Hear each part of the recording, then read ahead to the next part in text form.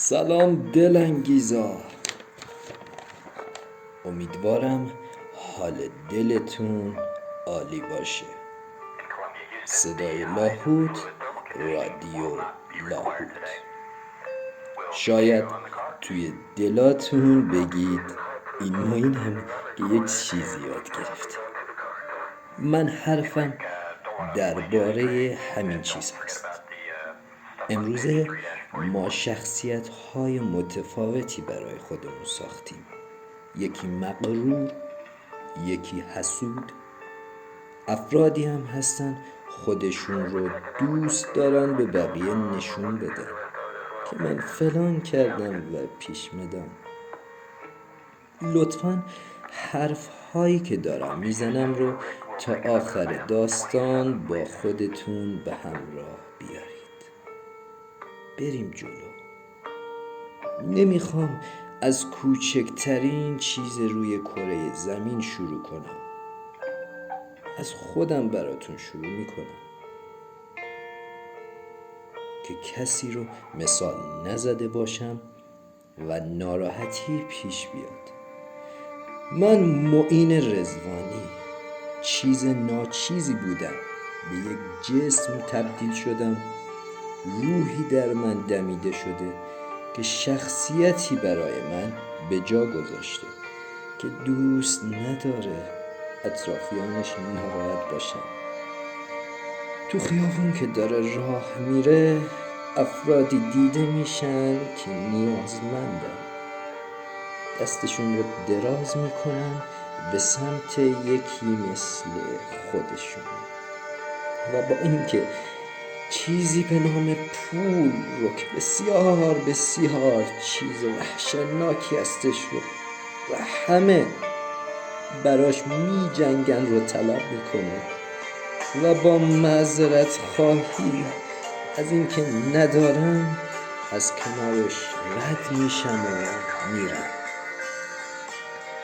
ولی بازم نگاه دردناکی رو تو چشماش میبینم که از درون از خودت خسته میشی.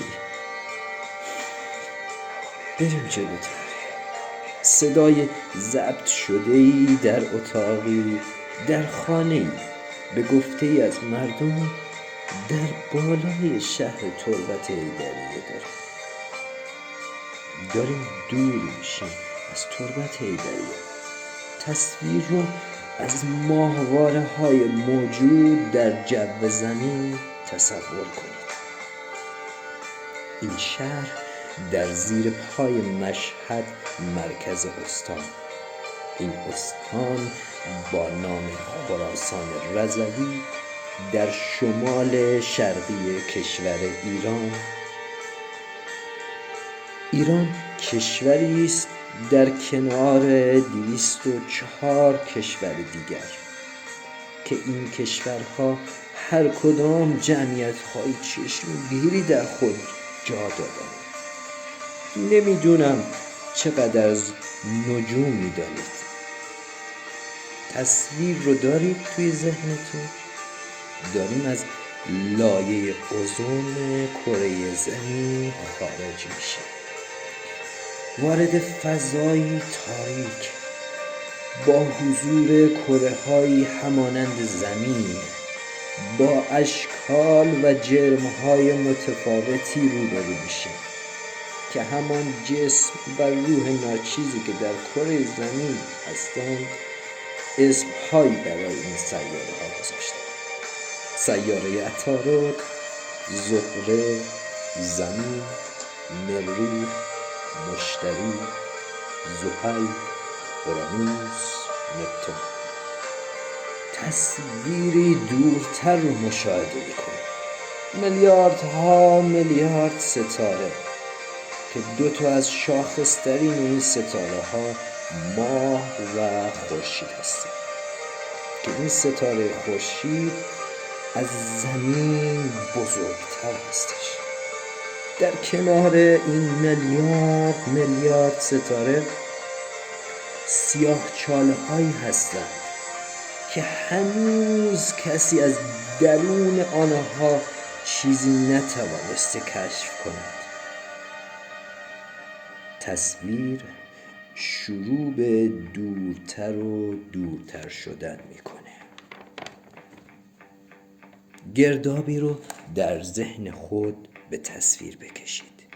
میخوام تصویری از راه شیری رو براتون به نمایش بذارم که تمام این سیاره ها با رنگ های متفاوت و میلیارد ستاره های نورانی در یک تصویری گرداب مانند جمع شدن. داریم از این یک گرداب نورانی میلیارد گرداب های نورانی دیگر به چشم میخوره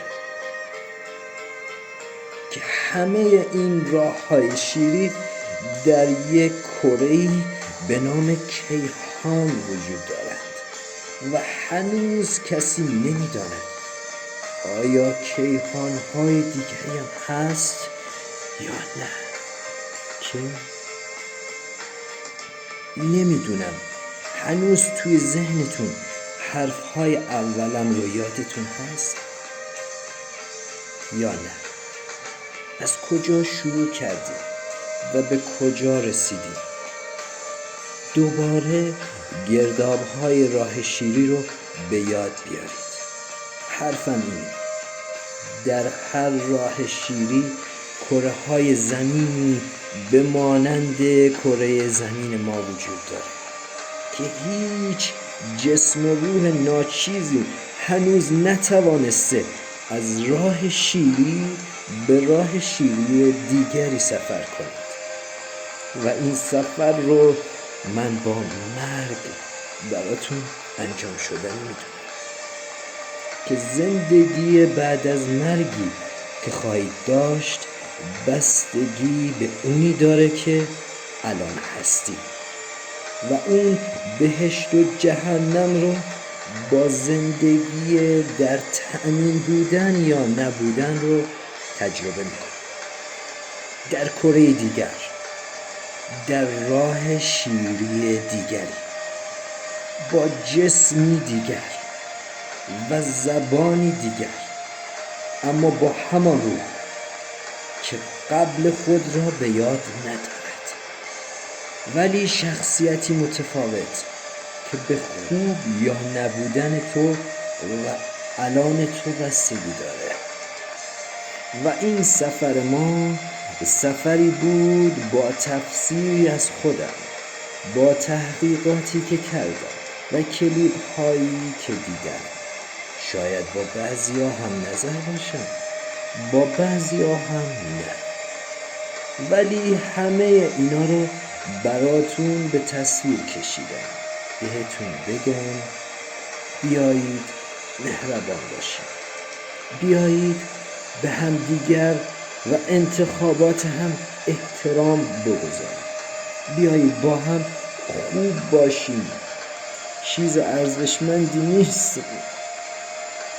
نمیدونم چقدر دلتون لرزیده، نمیدونم چی داره توی ذهن و دلتون میگذره. با خودمان کنار بیایید، برای خودمان شخصیت سازی نکنیم.